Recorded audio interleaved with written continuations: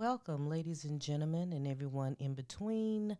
This is Straightforward with Ms.B, episode 69. As we always do about this time, chill out, relax, grab your vices, whatever that may be.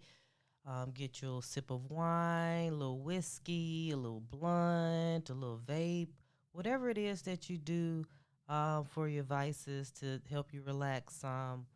Definitely bring those items out at this moment so we can get started. As always, thank you guys for tuning in once again to this podcast. Always appreciate you guys' support as we continue on with this journey.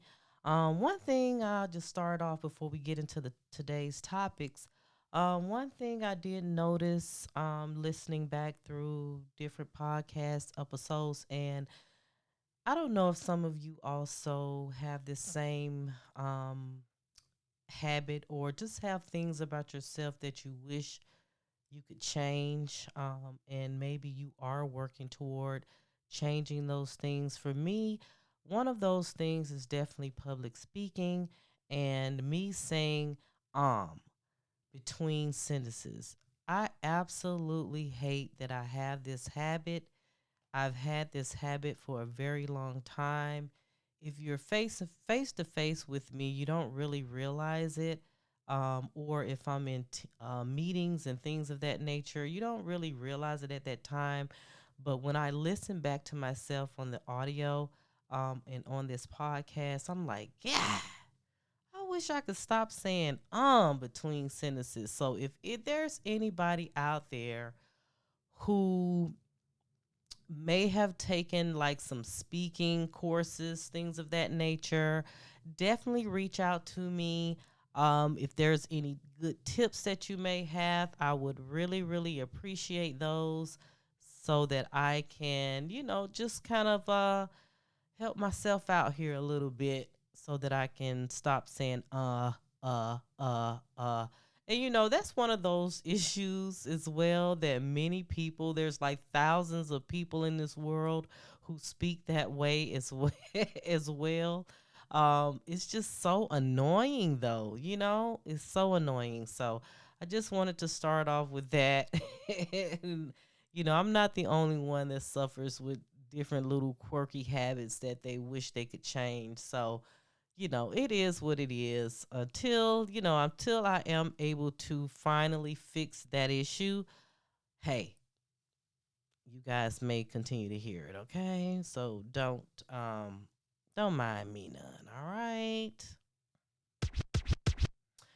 Okay, let's get into today's topic. There has been so many things that has been happening. I swear, first of all, the year 2023 is almost a wraps. We're about to go into 2024, and it seems as though this year kind of went by so fast. And I think because, excuse me, I think because of, when we were hit with the pandemic, the COVID pandemic, everybody was, you know, shut in, shut inside, and felt like we were all being held captive inside of our homes. And then once, the world start allowing us to go back out in the streets again at the end of what was that, 2020, 2021. It seems like 2021, 22, 23. We all kind of just been trying to get back in the groove, and with us getting back in the groove of things, it seems like time has just quickly passed us. And now, god damn it, we're at 2024 pretty much. In the next couple of weeks we will be in the year 2024. So be thankful. Usually I'll do like this kind of motivational episode going into the new year. I will probably do that again this time around as well. But yeah, definitely, if there are things that you, such as myself, bad habits that you want to stop, If you have any goals that you want to accomplish for the new year, definitely, start writing this stuff out. Start plotting and planning what that is going to look like for you so that you can definitely come January 1st, get a head start and, get on the road. So I wanted to start off this podcast today. Okay, so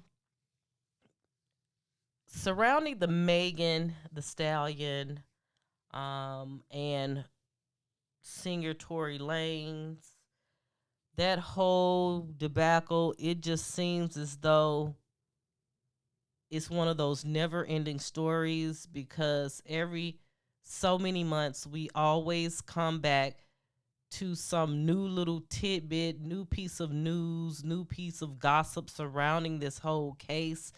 And that is what transpired between yesterday and today. Um, Today, there was the release of court documents of a deposition or statement that was made um, by, I believe, Jaquan Smith. He was the driver of the vehicle the night that Megan Thee Stallion basically was shot.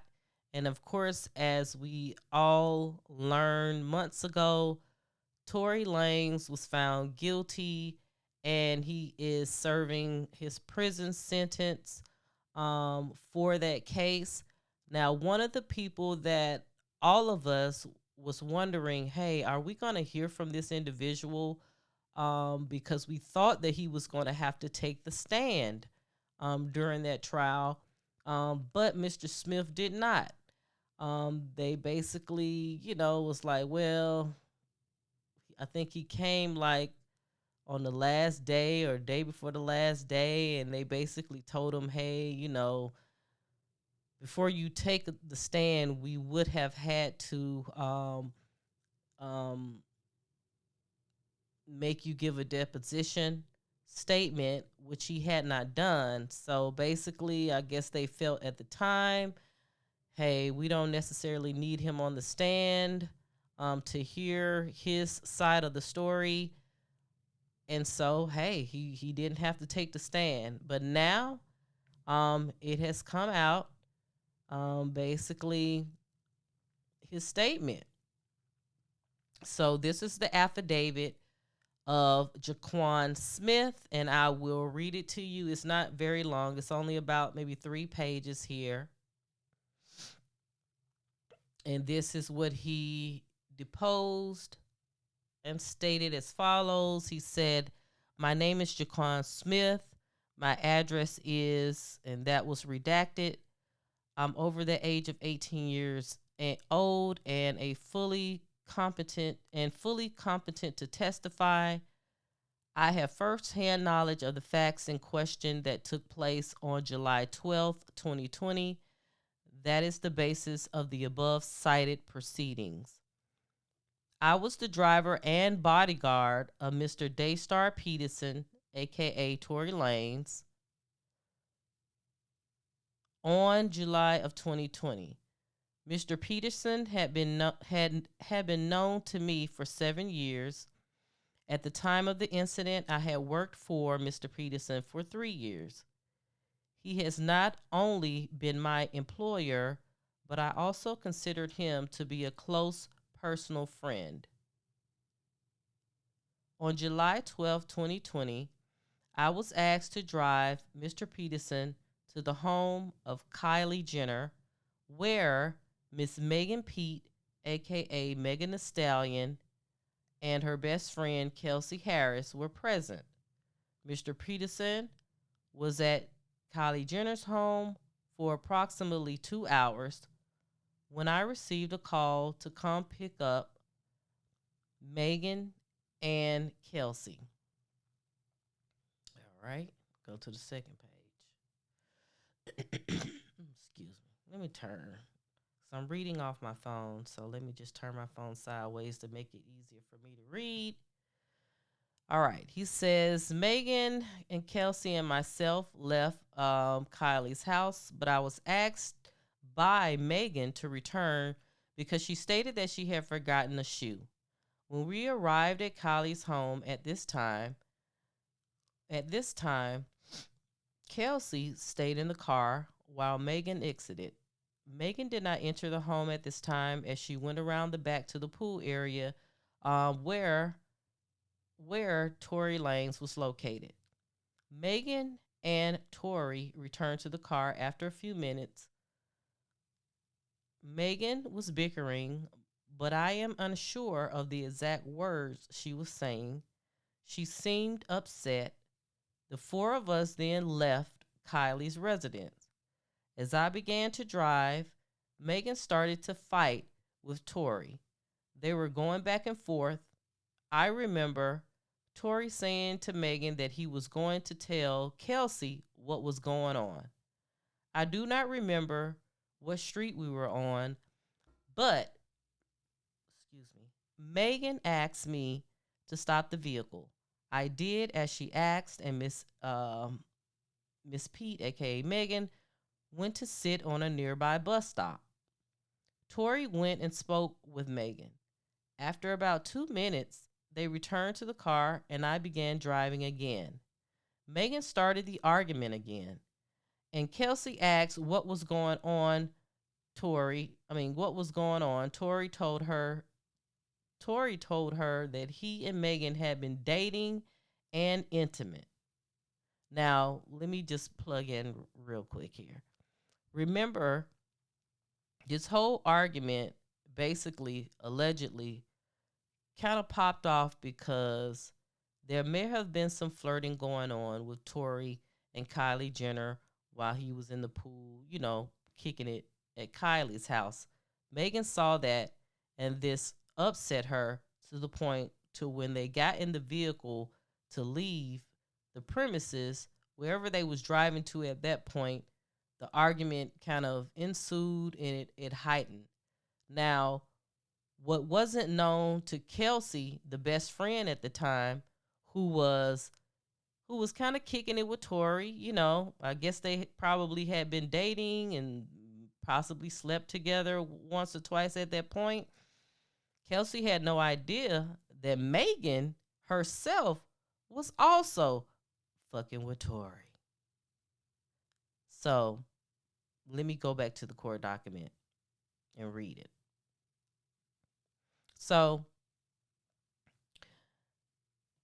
after basically Torey broke the news to Miss Harris, who was Kelsey, she was upset, and then she and Torey had been dating in the same manner prior to any relationship with Megan.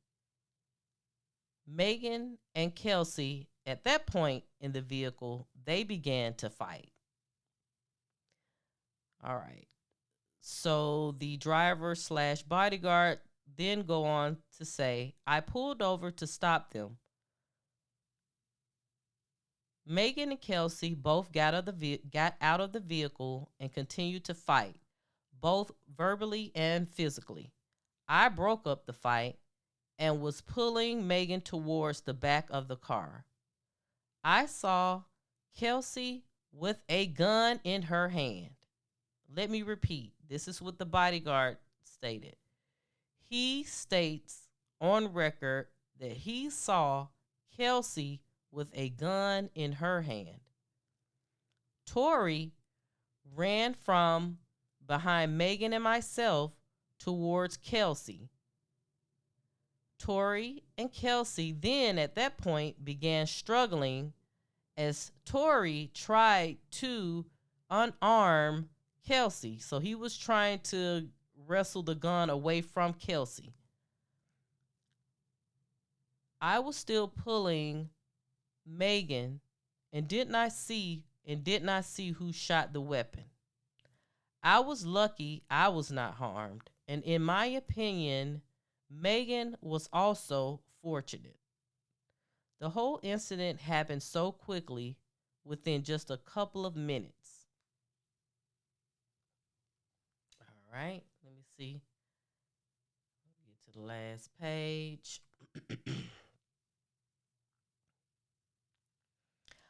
I saw Kelsey with a gun in her hand. Oh, that's just repeated from what I just read. Basically, he said it all took a couple of minutes. I wanted to present this evidence during Torey's trial, but was prevented from doing so as the district attorney was not ready to cross-examine me, and later they did not call me due to the holidays and the court schedule. I believe I should have been allowed to present this evidence at trial, and then this was signed, respectfully submitted on the 5th day of December 2023, Jaquan Smith. Mm, mm, mm, mm, mm. Now, like I was stating before, many people have been wondering about the bodyguard's side of the story. And now, based on, you know, based on his recollection, he has basically confirmed that Kelsey was the one with the gun. Torey then went to her trying to unarm her.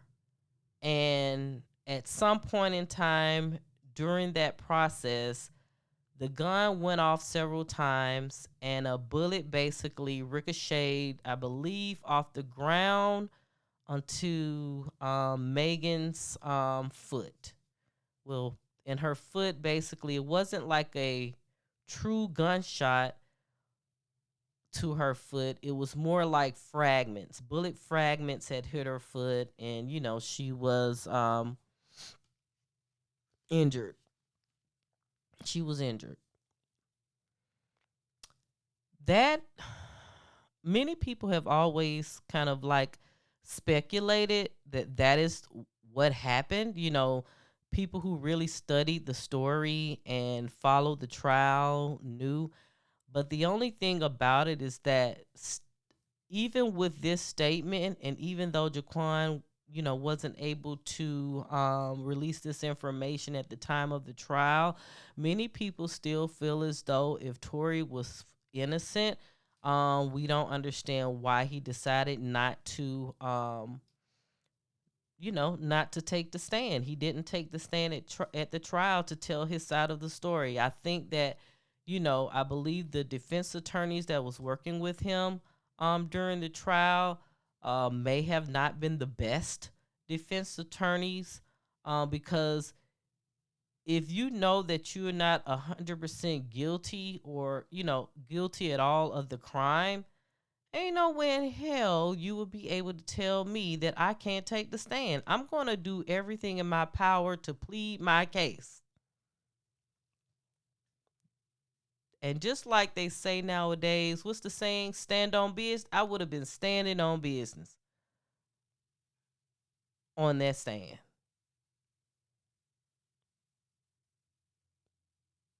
Especially if I'm looking at 20 to spend 10 to 20 years in prison over some shit. So it's kind of bittersweet, and it's unfortunate that the bodyguard statement is coming out now. I don't know what Torey will be able to do with this information. I don't know if he has run out of appeals at this point or not. I don't think so. I think he may have appealed once, and and they denied it. So I don't know if he have any more opportunities to do so. I don't necessarily see Torey spending the full 10 years in prison. I don't see that at all. I'm looking at maybe probably at least 3 or 4, if that. But with this new information, maybe he will have the opportunity to appeal his sentence, and yeah, let the man go. He's not 100% innocent, and if him struggling trying to get the gun from Kelsey caused the gun to go off and it ended up hitting Megan, okay, yes, I can understand hey, I will take some accountability there. However, it was never my intention. I did not intentionally shoot Megan at all. It was just definitely a mistake. And if it was a mistake, yeah, I just don't think Torey should, have to spend that much time in prison. But I'm curious to know what you guys think about that situation. And to add on to that as well, Megan and her ex-boyfriend, what is his name? Pardison Fontaine, I believe is his name. He's a well-known songwriter. He has basically dropped a music project himself. And in his first song that he released, there were some things about him and Meg's past relationship that he kind of discussed. And he kind of only did that because Megan released a song called Cobra, and she released some very intimate details as well. She basically, say she caught Party, getting his thing sucked on. You know what I'm saying? And basically, just insinuating that he was cheating. And so he kind of touched base because she said that in her song, he then kind of did a diss record. But it was a very wholesome. It was cool. I liked the song. The song that he chose to release as a clapback to her. But yeah, it seems like this situation has continued on today. Megan Thee Stallion basically, because Pardison has been doing, some press runs, and in the press runs, of course, people are asking about his former relationship with Megan Thee Stallion and the cheating allegations and things of that nature. Megan basically went on her live to say how she felt um, about everything. And, in that live, I don't have it pulled up in order to play it for you guys. But yeah, she just basically, to sum it up, she basically was kind of saying, how can he be doing these press runs about a situation? You cheated on me, basically, so there really is no way to get out of that. But she's just kind of confused as to how she is supposed to be becoming or working on her mental health and becoming a new woman, getting away from all of the negative things that she would do in her life because she didn't love herself, like drinking and things of that nature.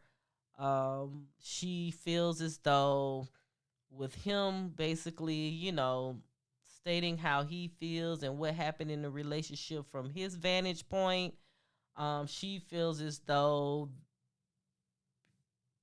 she just feels as though it's absurd, um, that the negative energy just continuously tried to pull her in, which I don't think that is the case. I think Party basically is just like, hey, I'm a musician as well. I'm an artist as well. I am a writer.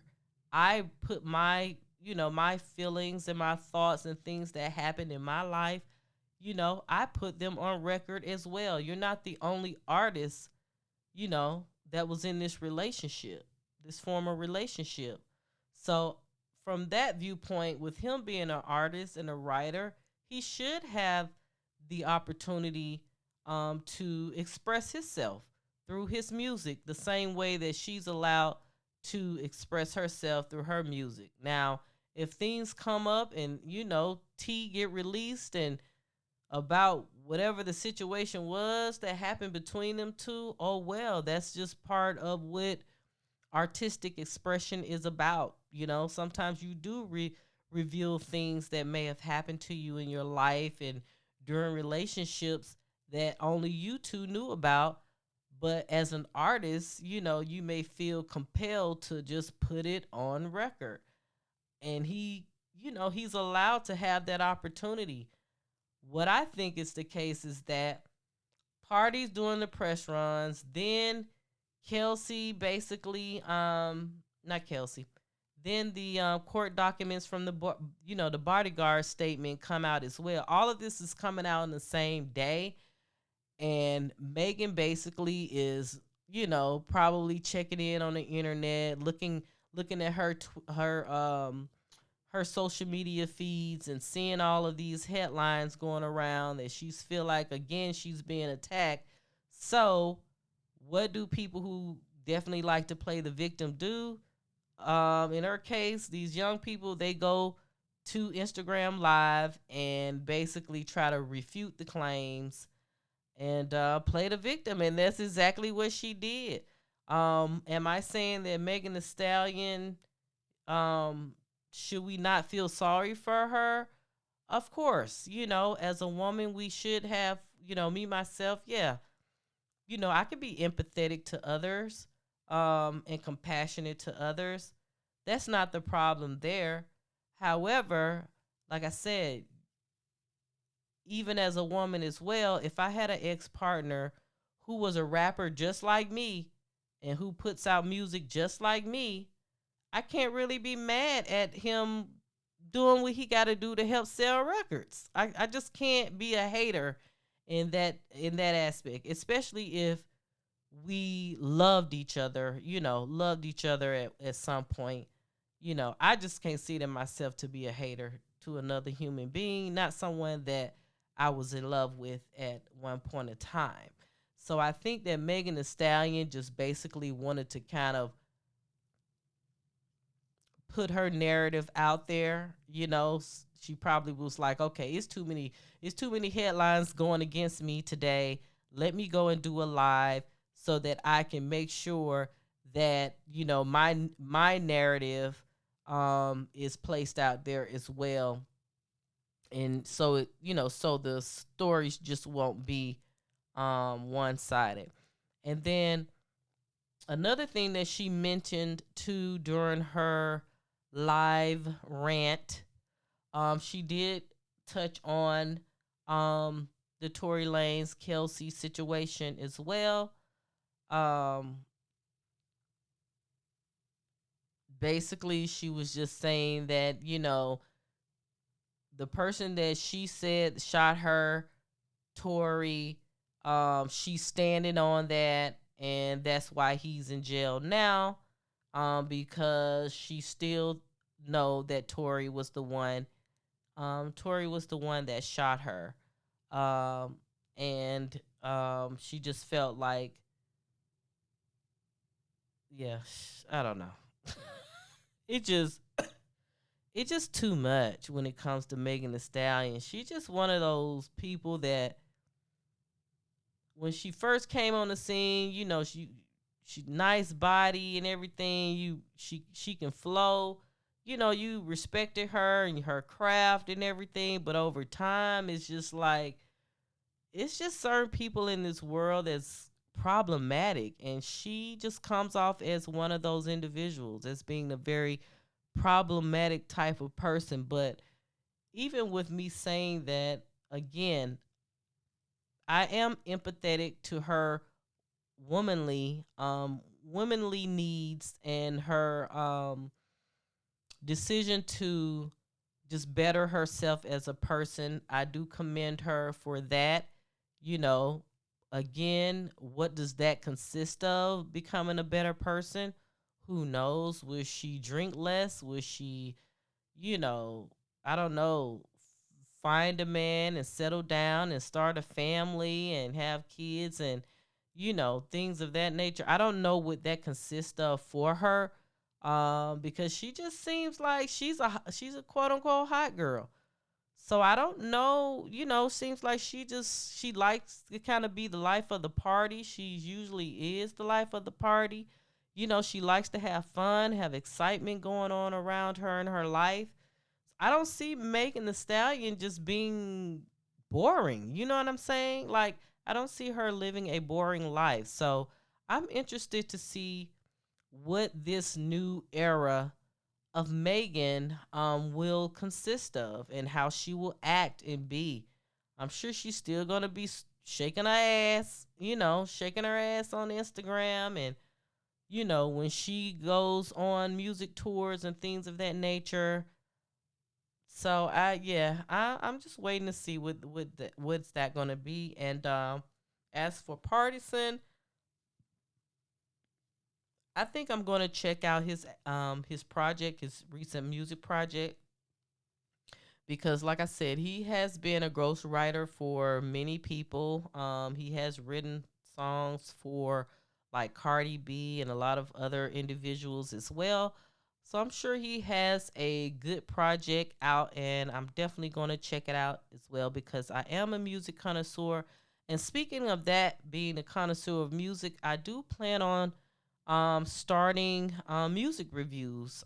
They will be on my YouTube page at Straightforward STR the number 8 FWD with Ms.B on YouTube. So definitely follow the channel. Hit your notifications so you can be notified when new episodes come out. And yeah, so be watching out for the music reviews. Okay. All right. So our next topic of discussion, since we were kind of talking about relationships to a certain degree, I wanted to touch on quickly about the Tamar Braxton, Tommie from Love and Hip Hop, and this Caucasian man that Tamar is dating, right? So Tamar Braxton, as you know, she is the youngest sister of the legendary singer Toni Braxton. Tamar herself, I definitely ain't gonna take it away from her. She can sing her ass off too. Um, so Tamar basically went on. She was on this like dating type of show. I forgot what the name was called, Queen something, and she met a guy. I believe he's an attorney.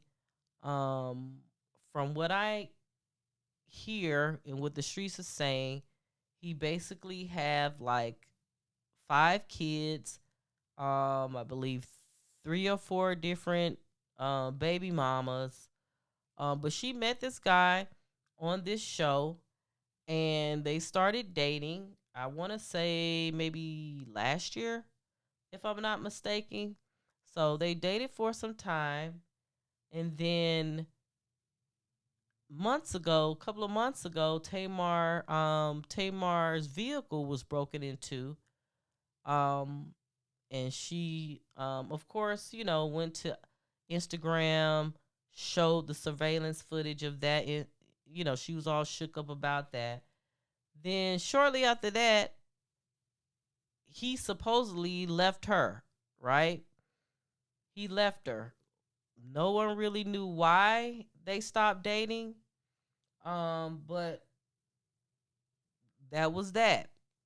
And then after they stopped dating, then next thing you know, we see Tommie from Love and Hip Hop. She's basically on a date with the dude at a basketball game.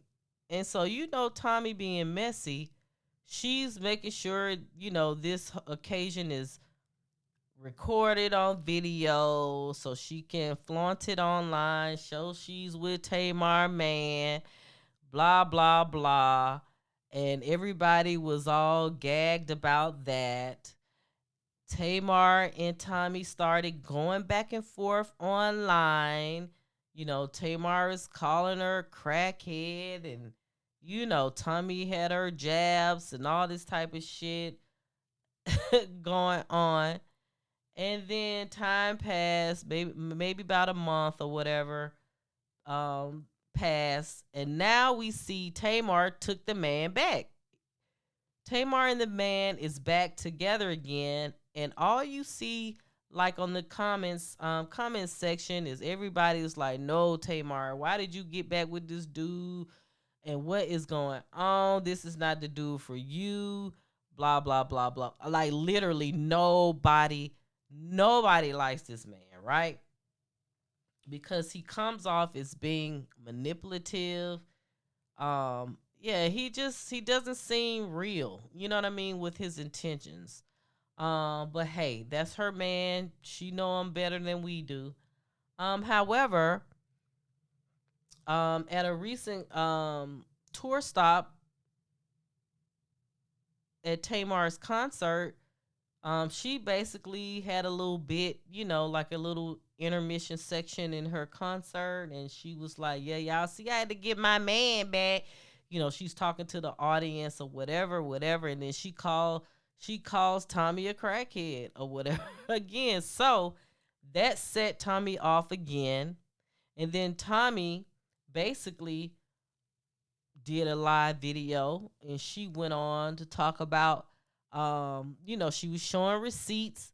She was just talking about how um the dude was basically thirsty, and um Tommie said that the dude basically, she knew that the dude was not her type. The dude is not her type, and she was just basically doing some shit just to get Tamar riled up, because the dude was acting all thirsty. She said the dude basically, she was saying how the dude has a mediocre suburban home here in Atlanta, and how he drives a Bentley. However, she drives a double R Rolls Royce. And she talked about she knew he wasn't the one for her or her type, because they went to the Waldorf Astoria hotel, which is a luxury hotel, and he paid for the room using his reward points. She said he used reward points to pay for the room, and she said that he also ate her ass that night as well. And so she basically was just trying to tell Tamar, like woman to woman, hey, your man is a creep. He ain't worth it. And if he would do all these things with me and tell me all of your business, he is definitely not the man that you need to be with. So she was kind of giving Tamar a warning, but just at the same time was throwing a lot of shade to Tamar. And it just made Tamar, although it made Tommie look crazy after she said all of this, but you can kind of just expect those type of things to come out of Tommie's mouth. But most importantly, it just definitely made Tamar look like a total jerk for just, taking this man back as her boyfriend. It's like, Tamar, like, the writing's on the wall, child. Like, how many red flags do you need to know that this is not the guy for you? I swear, the best dude I think that Tamar has ever had was Vincent, the father of her son. Even though Vincent is not the most handsome looking thing in the world, but he seems as though he really cared for Tamar. He showered her with love, nice home, gifts, and all kind of stuff. You know what I'm saying? He seemed like he was a really nice guy. I'm sure there was some things that made them finally get a divorce, but just from the outside looking in, he seems as though he was a much better catch than this white guy. Now, the color of his skin don't really matter in this situation at all, but at the same time, it's like, you know, you have men out here, no matter what color of their skin is, the man themselves would just be a piece of shit. You know what I'm saying? Just a piece of shit. And you can just see it. So I think that Tamar maybe she don't have a good judge of character, because there ain't no way. I mean, there ain't no way in hell that I will be able to, like, let another woman who's in the public eye show me receipts, tell me that me and my man, I mean her and my man went to the hotel and he ate my ass and expect me to ate our ass and expect me to take him back and expect me to still be with the dude. Oh, oh no. Oh no. Tamar got to learn her worth, man. She can't be down that bad. She can't be this lonely to accept that. Now, I don't know these people personally. I don't know this guy personally, but I know men like him that can be very manipulative, charismatic, smooth, will really pull the wool over your eyes. Like they will love bomb you. Even the things that he would go online and say, you just know they are full of shit.